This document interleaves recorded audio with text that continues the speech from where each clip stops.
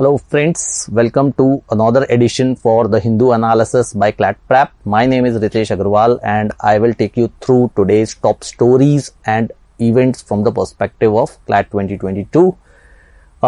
These are the topics for today on our storyboard. Defense Ministry issues order for Ordnance Factory Board dissolution.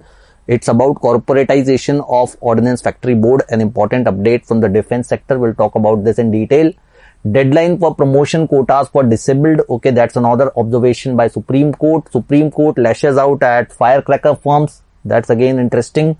Minister of Road Transport and Highways or Nitin Gadkari Saab reviews Jojala Tunnel work. We'll talk about Jojala Tunnel. SEBI clears norms for gold exchanges. A very important update from economics fair. Okay. अभी पिछले कुछ time से हम बड़े interesting economic update देख रहे हैं, चाहे वो बैड बैंक हो, चाहे वो पीएलआई स्कीम्स हो, चाहे वो टेलीकॉम रिलीफ पैकेज हो और अब गोल्ड एक्सचेंजेस. ठीक है. Taliban to adopt monarchy constitution, 1964 monarchy constitution. That's continuing the story on Taliban. Pakistan exploring expansion of China Pakistan economic corridor to Afghanistan. Okay, so that's again from the strategy perspective, geopolitical strategy perspective, that's a alarm bell for India. Then a couple of good articles tackling Maoists and NEET, the Tamil Nadu NEET controversy. So again, some really interesting articles today. A lot of updates. It's been a news heavy edition today, and we'll talk about all these stories in detail. Now, Defense Ministry issues order for Ordnance Factory Board dissolution. तो हुआ क्या है? Ordnance factory board जो ammunition बनाता है, ठीक है, जिसकी कई सारी फैक्ट्रीज हैं जिसमें अलग अलग तरह के एम्यूनिशन बनते हैं, एम्यूनिशन वेपन्स डिफेंस के लिए, इसको हमने एक तरीके से रीस्ट्रक्चर कर दिया है. ठीक है. इसकी कुछ 41 फैक्ट्री यूनिट्स हैं और भी कुछ अलग एंसिलरी यूनिट्स हैं. उन सबको हमने 7 डिफेंस पब्लिक सेक्टर अंडरटेकिंग्स में बांट दिया है. That is the thing which has happened. So Defense Ministry has issued an order for dissolution of Ordnance Factory Board with effect from 1st of October. So from 1st of October, Ordnance Factory Board will cease to exist. उसके बाद उसके जो भी assets हैं, employees हैं, management है, they all will be transferred to 7 newly constituted defense public sector undertakings. तो 7 नई यूनिट्स बनाई जाएंगी और उसमें Ordnance Factory Board की यूनिट्स को बेसिकली ट्रांसफर कर दिया जाएगा. ठीक है. तो ये प्रपोजल पहले से अप्रूव कर दिया गया था. ठीक है. अब इसमें क्या किया गया, ये जो 7 यूनिट्स हैं ये कौन सी है? म्यूनिशंस इंडिया लिमिटेड बनेगी, आर्मर्ड व्हीकल्स निगम लिमिटेड बनेगी, advance weapons and equipment India limited बनेगी, ट्रूप कंफर्ट्स लिमिटेड बनेगी, यंत्र इंडिया लिमिटेड बनेगी, इंडिया ऑप्टेल और ग्लाइडर्स इंडिया. अब ये क्यों किया गया? क्योंकि बहुत सारे ओवरलैप हो रहे थे, उसकी वजह से बहुत सारी इनएफिशिएंसीज थी, बहुत सारे ओवरहेड्स थे. ठीक है. तो उन्होंने बनाया कि हम एक सेपरेट सिस्टम बनाया. अब ये 7 यूनिट अगर आप देखोगे तो ये अलग अलग चीजों के लिए, व्हीकल्स के लिए एक पूरी अलग यूनिट है, एम्यूनिशन के लिए अलग यूनिट है, ट्रूप कंफर्ट के लिए एक अलग यूनिट है, ठीक है, ग्लाइडर्स के लिए एक अलग यूनिट है. तो बेसिकली अलग अलग तरह के एम्यूनिशन, अलग अलग तरह के वेपन्स के लिए अलग अलग यूनिट्स बना दी गई हैं ताकि वो इंडिपेंडेंटली फंक्शन कर सकें, आपस में ओवरलैप्स ना हो, जबरदस्ती के ओवरहेड्स ना हो. जो है it would be a lean and mean kind of a framework. इस तरह का प्लान किया जाए. तो इसकी कितनी 41 प्रोडक्शन यूनिट्स थी, फिर नॉन प्रोडक्शन यूनिट्स भी थी, उन सबको स्ट्रक्चर कर दिया गया है. So entities will be responsible for different verticals of different products and all the employees of the production units will be transferred to the new corporate entities. तो ऐसा नहीं है कि इस पूरी रिस्ट्रक्चरिंग एक्सरसाइज में एम्प्लॉइज को फायर कर दिया गया हो या it has been led to a loss of jobs. No, all these employees will be transferred to these different production units on a deputation period of 2 years. ठीक है. अब थोड़ा सा बैकग्राउंड समझते हैं. ऑर्डिनेंस फैक्ट्री बोर्ड का थोड़ा सा बैकग्राउंड हिस्ट्री, अभी करंट क्या सिचुएशन चल रही है. तो it comes under ministry of defence. इसमें 41 फैक्ट्रीज हैं, 9 ट्रेनिंग इंस्टीट्यूट्स हैं, 3 रीजनल मार्केटिंग सेंटर्स हैं, 5 रीजनल कंट्रोलर्स ऑफ सेफ्टी है. तो it's a vast big organisation. देखो, थोड़े टाइम पहले हमने बात की थी कि रेलवेज की रिस्ट्रक्चरिंग पे संजीव सान्याल रिपोर्ट आई थी. तो धीरे धीरे जाकर के अब गवर्नमेंट ये जो पुराने वॉर हॉर्सेज हैं उन सब की रिस्ट्रक्चरिंग पे बात कर रही है. इसके हेडक्वार्टर्स हैं आयुध भवन कोलकाता में और डायरेक्टर जनरल है CS विश्वकर्मा. अब थोड़ी सी हिस्ट्री देखते हैं. ऑर्डिनेंस फैक्ट्री बोर्ड इंडिया में पहली ऑर्डिनेंस फैक्ट्री 1712 में नीदरलैंड से आए हुए लोगों ने, डच लोगों ने लगाई थी. ठीक है. It was a gunpowder factory in West Bengal. ठीक है. But as an armed unit 1775 में British authorities accepted the establishment of board of ordnance. This is the official beginning of army ordnance in India. तो अगर एक army unit के तौर पर देखें कि एक आर्मी यूनिट की पहली ऑर्डिनेंस फैक्ट्री, तो वो 1775 से शुरू हुआ था कहानी, जिसको अभी तक हम कैरी कर रहे हैं. So it's a British legacy और European legacy to us, which has now been restructured into various units. अच्छा, अब नेक्स्ट अपडेट देखते हैं, deadline for promotion of quotas for the disabled. तो सुप्रीम कोर्ट ने ये सेंट्रल गवर्नमेंट को guidance दिया कि 4 हफ्तों के अंदर विदिन 4 मंथ्स जो है आप गाइडलाइंस फ्रेम करें, और जो डिसेबल्ड कैंडिडेट्स हैं उनके प्रमोशन के लिए गाइडलाइंस होनी चाहिए, जो अभी नहीं हो पा रहा है। तो उन्होंने कहा कि right of person with disabilities act के तहत ऑलरेडी आपके पास ये इंस्ट्रक्शंस हैं। Instruction should be issued section 34 of the right of person with disabilities act which provides that every appropriate government should appoint in every government not less than 4% of vacancies in the cadre to be filled with persons with benchmark disabilities. तो उन्होंने कहा कि already जो आपका right to disability है, ठीक है, right of person with disabilities act के तहत, उसमें ऑलरेडी आपको प्रोवाइड किया हुआ है कि 4% रिजर्वेशन जो है वो पर्सन विद डिसेबिलिटीज का होना चाहिए रिगार्डलेस ऑफ कौन सी गवर्नमेंट है, ठीक है।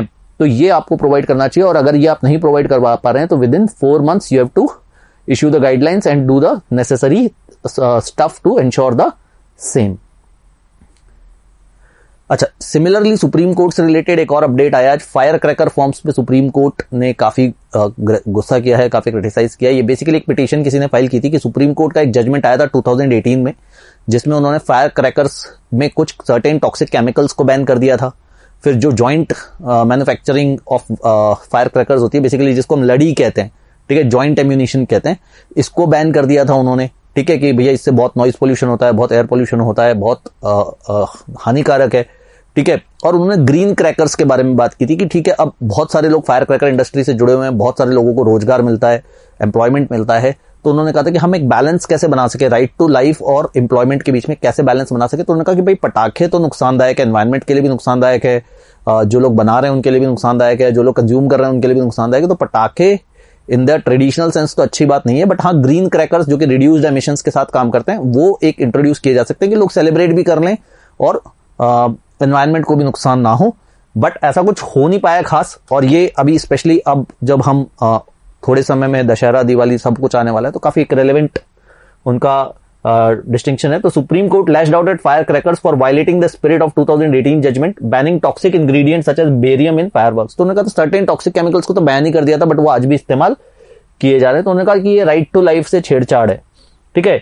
Joint crackers continue to be burst despite the ban imposed on them by top court in 2018। तो उन्होंने कहा जॉइंट क्रैकर्स मतलब बेसिकली जो हम कह रहे हैं लड़ी वगैरह जो होती है, ठीक है, जिनको आप एक साथ, और अब इसमें कुछ लोगों ने ऐसे भी पिटीशन में फाइल किया कि जो फायर क्रैकर्स की तरफ से, मैन्युफैक्चरर्स की तरफ से जो एडवोकेट थे, उन्होंने कहा था कि भाई हम तो अलग अलग बेचते हैं पर लोग उन्हें ज्वाइन कर लेते हैं। उन्होंने बोला आप अलग अलग भी क्यों बेच रहे हो, आप ऐसा स्कोप ही क्यों दे रहे हो, ठीक है।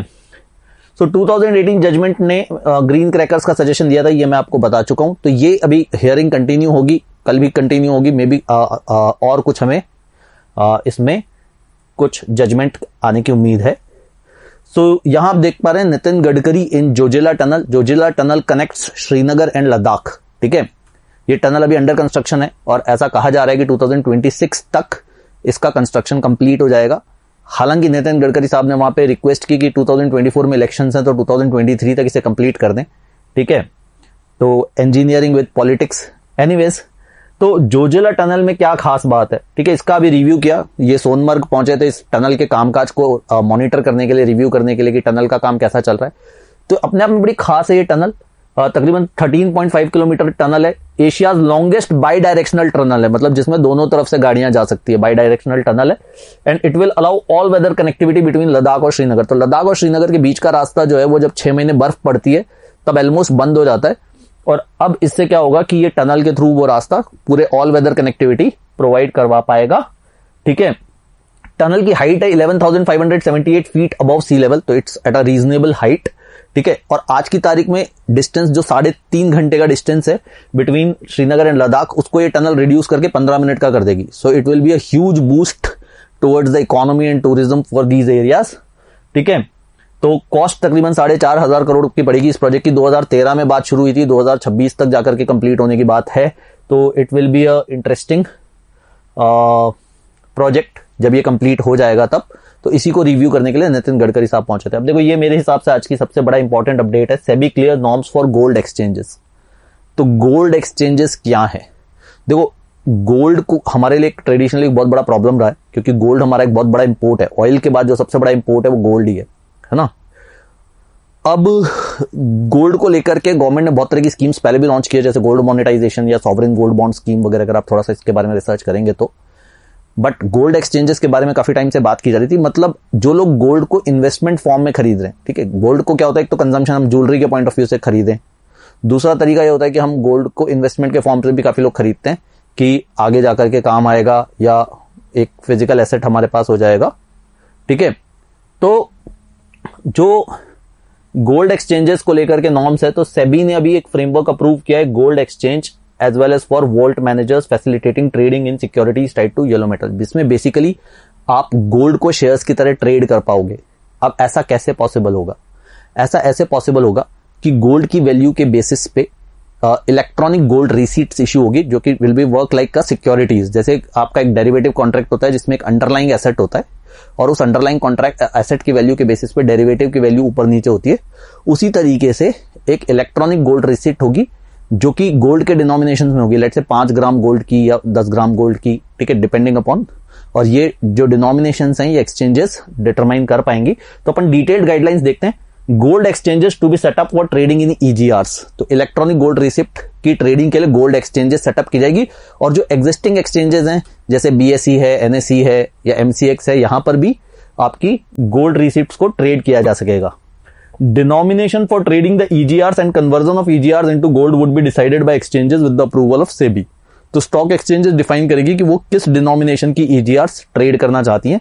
जैसा मैंने कहा, डिनोमिनेशन कुछ भी हो सकता है, 5 ग्राम, 10 ग्राम, व्हाटएवर, ठीक है। एक क्लियरिंग कॉर्पोरेशन होगा जो ट्रेड्स को सेटल करेगा, जैसे स्टॉक मार्केट के ट्रेड्स को एक क्लियरिंग कॉर्पोरेशन सेटल करता है, ठीक है, by way of transferring EGR and funds to the buyer and seller. तो क्लियरिंग हाउस का क्या काम होता है?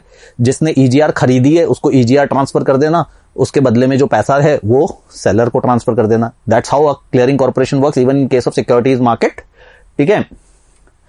अब एक वॉल्ट मैनेजर नाम का व्यक्ति भी होगा। वॉल्ट मैनेजर का क्या काम होगा? SEBI accredited vault manager will be responsible for storage and safe keeping of gold deposits. अब देखो, जो सिक्योरिटीज है गोल्ड के अगेंस्ट इशू की गई है, तो उतना गोल्ड, जितने की सिक्योरिटी इशू की गई है उतना गोल्ड कहीं पर एक जगह पे स्टोर करना पड़ेगा, तो वो काम वॉल्ट मैनेजर्स का होगा। वॉल्ट मैनेजर का लाइसेंस सेबी देगी, ठीक है। He will be responsible for storage and safe keeping of gold deposits, creation of EGR, वही ईजीआर क्रिएट भी करेगा, इलेक्ट्रॉनिक गोल्ड रिसिप्ट्स।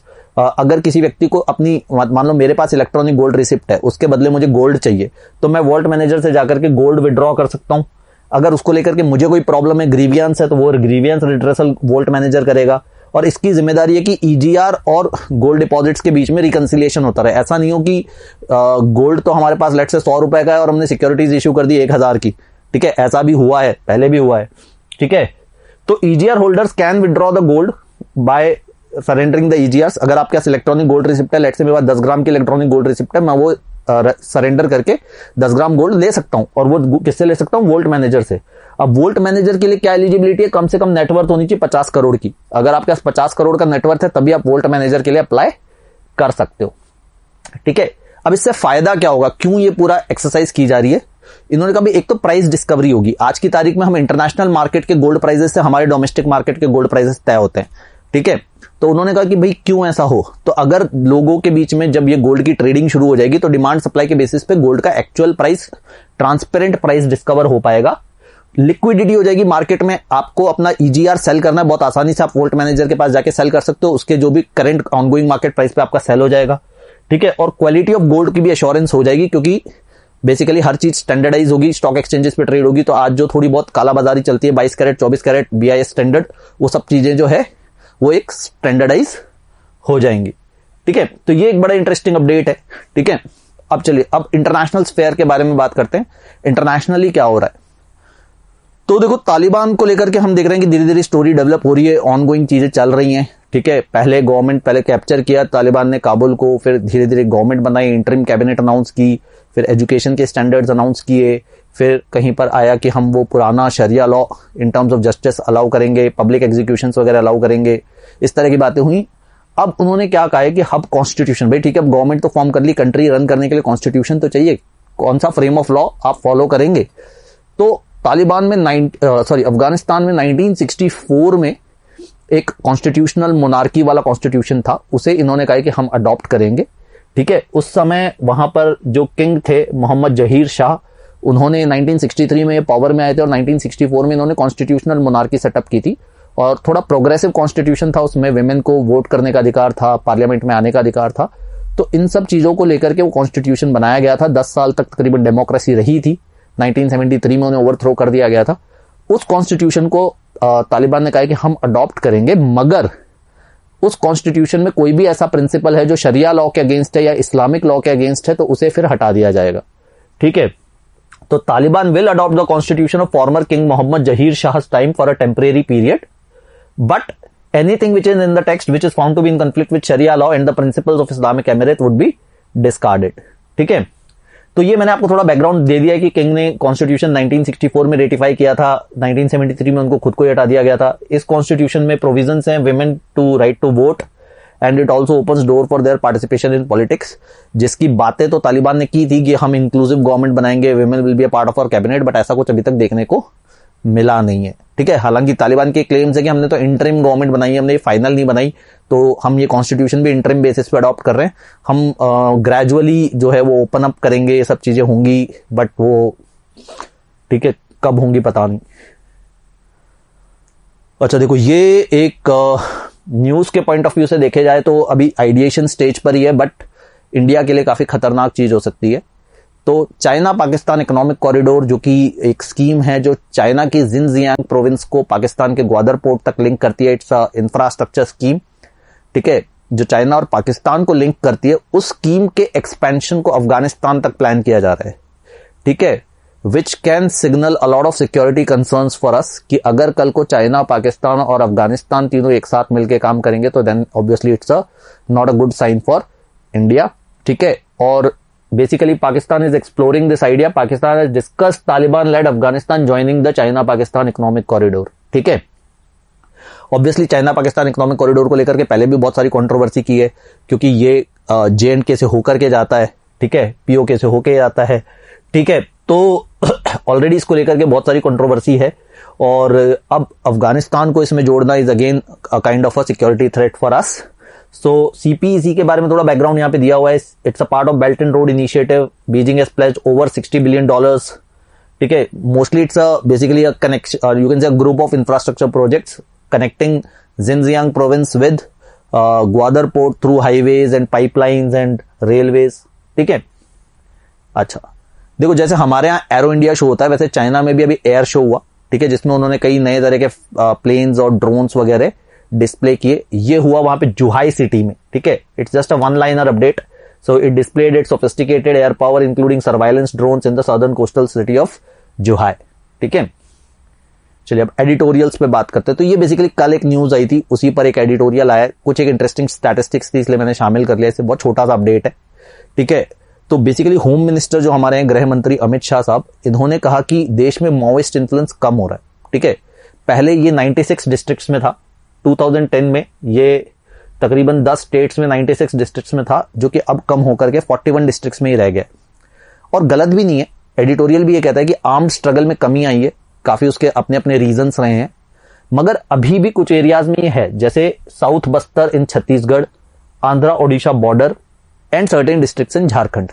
तो उन्होंने कहा कि ऐसा नहीं है कि माओइस्ट इन्फ्लुएंस कम हुआ है, मगर खत्म नहीं हुआ है। और क्योंकि ये खत्म नहीं हुआ है तो गवर्नमेंट को वीक नहीं करना चाहिए, अपना जो पूरा जो रिजाइम है वो वीक नहीं करना चाहिए, और हमें मेजर्स अनाउंस करने चाहिए, हमें इनके साथ मिलकर काम करना चाहिए, क्योंकि ज्यादातर माओइस्ट इन्फ्लुएंस उन एरियाज में जहां तक डेवलपमेंट नहीं पहुंचा है।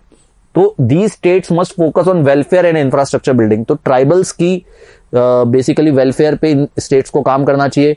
जिन एरियाज में इंफ्रास्ट्रक्चर नहीं है, कनेक्टिविटी नहीं है, वहां पे इंफ्रास्ट्रक्चर बनाना चाहिए। और फिर ऑब्वियसली सिक्योरिटी फोर्सेस तो अपना काम कर ही रही है। तो जब तक माओइज्म पूरी तरीके से खत्म नहीं हो जाता, ये इन्फ्लुएंस पूरी तरीके से खत्म नहीं हो जाता, पूरी तरीके से पीस बहाल नहीं हो जाती, तब तक इस मूवमेंट को हमें कमजोर नहीं पड़ने देना चाहिए। That is the entire thing which is discussed in this editorial.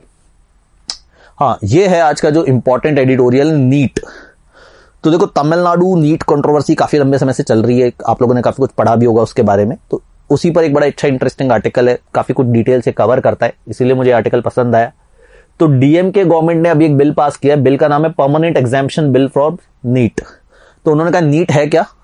NEET stands for national eligibility cum entrance test, जिसके बेसिस पे देश में किसी भी मेडिकल स्कूल में आपका एडमिशन होता है या मेडिकल कॉलेज में आपका एडमिशन होता है। ठीक है, नीट एक यूनिक कॉन्सेप्ट है, क्योंकि नीट एग्जाम के बिना किसी मेडिकल एजुकेशन कॉलेज में आपका एडमिशन हो नहीं सकता। जो कि ऐसा नहीं होता कि भाई इंजीनियरिंग में आपने आईआईटी का एग्जाम नहीं दिया, लेट से आईआईटी जेई नहीं दिया तो आपका बाकी किसी इंजीनियरिंग कॉलेज में नहीं होगा, या एमबीए में अगर आपने कैट एग्जाम नहीं दिया तो आपका किसी और में नहीं होगा, या आपके एग्जामिनेशन में भी बहुत सारे लीगल एंट्रेंस में भी बहुत सारे एग्जाम्स है, कोई ऐसा कॉमन लॉ एंट्रेंस एग्जाम जैसा कोई कॉन्सेप्ट नहीं है। लेकिन मेडिकल में ऐसा कॉन्सेप्ट गवर्नमेंट लेकर आई, ठीक है, नीट। अब प्रॉब्लम क्या है कि तमिलनाडु ने इसे बैन करने की बात की है। तमिलनाडु ने कहा कि permanent examination bill for NEET, it exempts medical aspirants in Tamil Nadu from taking NEET. तो उसने कहा तमिलनाडु में अगर आपको पढ़ाई करनी है किसी मेडिकल कॉलेज में तो उसके लिए नीट लेने की जरूरत आपको नहीं है, ठीक है। चाहे आप मेडिकल की बात कर ले, डेंटिस्ट्री की बात कर ले, होम्योपैथी की बात कर ले, किसी भी स्ट्रीम में आपको मेडिसिन की पढ़ाई करनी है तो आपको नीट लेने की जरूरत नहीं है। लेकिन तमिलनाडु ने बिल तो पास किया है, बट ऐसा ऑथर कहते हैं कि प्रेसिडेंट से इसको अप्रूवल मिलना मुश्किल है, क्योंकि बीजेपी ने इसको अपोजिशन किया है, ठीक है। अब बेसिकली बात यह है कि तमिलनाडु ने ये बिल क्यों बनाया है और तमिलनाडु को क्या प्रॉब्लम है नीट से, तो उसको लेकर के काफी अच्छा इसमें उन लोगों ने बताया, ठीक है। पहले तो थोड़ा सा इसका कॉन्स्टिट्यूशनल बेसिस उन्होंने बताया कि मेडिकल एजुकेशन वैसे तो कॉन्करेंट लिस्ट पे, यानी स्टेट गवर्नमेंट भी लॉ बना सकती है, यूनियन गवर्नमेंट भी लॉ बना सकती है, मगर जो हायर एजुकेशन के स्टैंडर्ड्स मेंटेन करने को लेकर के एंट्री 66 है वो यूनियन लिस्ट में, ठीक है। तो हायर एजुकेशन के ऊपर काफी हद तक सेंट्रल गवर्नमेंट का डोमिनेंस है। उसके अलावा जो नेशनल मेडिकल कमीशन एक्ट 2019 है उसके सेक्शन 14 में भी नीट के बारे में जिक्र है। तो काफी हद तक ये जो बॉल है वो सेंट्रल गवर्नमेंट के कोर्ट में है, कॉन्स्टिट्यूशनली देखा जाए तो। दूसरी बात इन्होंने क्या कहा है कि जस्टिस ए.के. राजन कमेटी के बारे में बात की है। तो तमिलनाडु में इलेक्शन प्रोमिसेस में था ये डीएमके के कि हम जो मेडिकल एजुकेशन है उसमें इक्विटी लेकर के आएंगे, इक्वालिटी लेकर के आएंगे। मेडिकल एजुकेशन अब ऐसी होती जा रही है कि only elite people can participate there. तो उन्होंने कहा था कि हम इसमें इक्वालिटी लेकर आएंगे कि हर गरीब का बच्चा भी डॉक्टर बन सके, ठीक है। तो ए.के. राजन कमेटी उन्होंने सेटअप की और ए.के. राजन कमेटी ने अभी एक 165 पेजेस की रिपोर्ट सबमिट की। उसमें उन्होंने क्या कहा है, उन लोगों ने तकरीबन 85-86,000 लोगों से बात की और ज्यादातर लोग नीट के पक्ष में नहीं थे। उन्होंने कहा था नीट को हटा देना चाहिए, ठीक है। क्यों? क्योंकि उन्होंने कहा diversity in Tamil Nadu medical institutions has been affected. तो उन्होंने कहा तमिलनाडु में जो मेडिकल इंस्टीट्यूशन है अगर उनके बैच प्रोफाइल देखा जाए, कॉलेज के बच्चों का प्रोफाइल देखा जाए, तो उन्होंने कहा percentage of students from rural areas has dropped, ठीक है। तो जो बच्चे ग्रामीण इलाकों से आते थे, रूरल एरियाज से आते थे, वो कम हो गए हैं। जो बच्चे गरीब इलाकों से आते थे, पुअर एरियाज से आते थे, वो कम हो गए हैं, ठीक है। सीबीएसई से पढ़ने वाले बच्चों का परसेंटेज बढ़ गया है, इंग्लिश मीडियम से पढ़ने वाले बच्चों का परसेंटेज बढ़ गया है, ठीक है। ऐसे जो स्टूडेंट्स थे जो वर्नाकुलर मीडियम से आते थे उनका परसेंटेज कम हो गया है, ठीक है। गवर्नमेंट स्कूल से जो बच्चे पढ़े हुए हैं उनका परसेंटेज मेडिकल एजुकेशन में कम हो गया है। यानी बेसिकली क्या हो रहा है नीट के आने से कि जो बच्चे एफ्लुएंट सेक्शंस ऑफ सोसाइटी से हैं, जो अच्छे स्कूल्स में पढ़े हुए हैं, इंग्लिश मीडियम से पढ़े हुए हैं, वो तो उनका सिलेक्शन ज्यादा हो रहा है, और जो बच्चे गांव से हैं, पुअर एरियाज से हैं, वर्नाकुलर मीडियम से, उनका सिलेक्शन कम हो रहा है। तो ऑब्वियसली डाइवर्सिटी को इंपैक्ट कर रहा है ये। अब ऑब्वियसली इसके पीछे ग्राउंड रीजंस हैं। जब एक ही नेशनल टेस्ट है तो ऑब्वियसली कोचिंग इंडस्ट्री को थोड़ा बूस्ट मिलेगा, और ज्यादातर कोचिंग सेंटर्स क्योंकि अर्बन एरियाज में, कॉस्मोपॉलिटन एरियाज में, बड़े शहरों में, तो जो गांव का बच्चा है, जो बैकवर्ड एरियाज से बच्चा है, जो बच्चा कोचिंग फी अफोर्ड नहीं कर सकता, उसके सिलेक्शन के चांसेस ऑटोमेटिकली कम हो जाएंगे। और ऑब्वियसली क्योंकि नीट का जो सिलेबस है वो लार्जली सीबीएसई बेस्ड है, तो प्रॉब्लम क्या है कि सीबीएसई और स्टेट बोर्ड्स के सिलेबस में काफी वेरिएशन है, तो ऑब्वियसली उनमें भी बहुत फर्क आ जाता है। क्योंकि अगर आप तमिलनाडु बोर्ड से पढ़े हो और अचानक एक सीबीएसई बेस्ड एग्जामिनेशन आपको फेस करना है और उस एग्जामिनेशन में परफॉर्मेंस के बेसिस पे ही आपको एडमिशन मिल सकता है, तो ये अपने आप में एक डिसएडवांटेज आपके लिए हो जाता है, ठीक है। फिर और भी क्रिटिसिज्म ऑथर ने इसमें कहा है कि भाई अब ये कहते हैं कि नीट जो है वो मेरिट बेस्ड है, कि भैया अब आपको जो है जो बेस्ट बच्चे हैं वही कल को आगे जाकर के बेस्ट डॉक्टर्स बन पाएंगे, तो हम तो बेस्ट बच्चों को चुन रहे हैं। लेकिन मेरिट की कोई स्टैंडर्ड डेफिनेशन नहीं है, ठीक है। फिर उसके अलावा क्या होता है कि मेडिकल कॉलेजेस में ऐसा नहीं कि सिर्फ नीट के बेसिस पे एडमिशन दिया जा रहा है, फिर भी कुछ सीट्स वो बचा के रखते हैं, जैसे वो एनआरआई कोटे के नाम पे या मैनेजमेंट कोटा के नाम पे ऐसे स्टूडेंट्स को ऑफर कर देते हैं जिनका स्कोर तो बहुत कम है मगर देने के लिए पैसे जिनके पास बहुत ज्यादा है।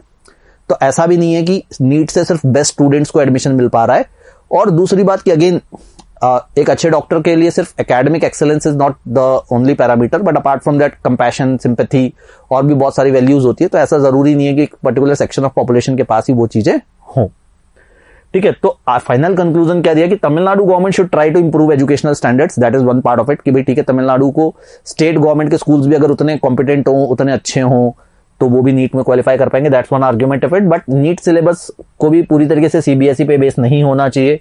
उसके अलावा central government also should review the policy of a single test, because a single test is anyways not fair. I mean honestly, एक सिंगल टेस्ट तो किसी भी लिहाज से फेयर नहीं है, क्योंकि if somebody gets it wrong on one day, his entire years will collapse.